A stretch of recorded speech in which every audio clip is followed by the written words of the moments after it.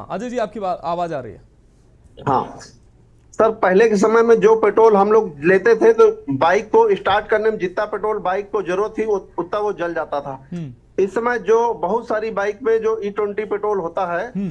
तो उसके वजह से जो सलेंसर में पानी जैसा या वो गलने की प्रॉब्लम आता है हम्म। कि वो जल्दी से यानी जंग लगता है।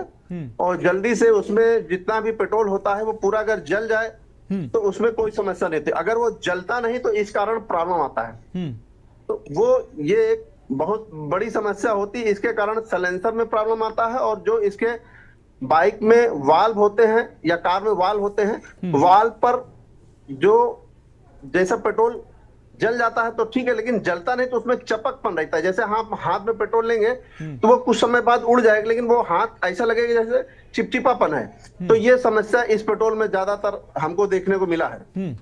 तो गाड़ियों के इंजन पर, चाहे बाइक हो या कारें हो, उनमें भी इससे नुकसान हो रहा है क्या? एवरेज कम हो रहा है या अन्य कोई नुकसान हो रहा है इससे?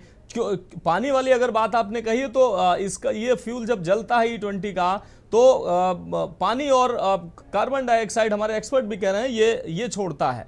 तो पानी अगर छोड़ता है और अगर पर्यावरण को फायदा होता है तो कोई दिक्कत नहीं है, लेकिन इंजन को क्या नुकसान हो रहा है? उससे माइलेज भी क्या कम हो रही है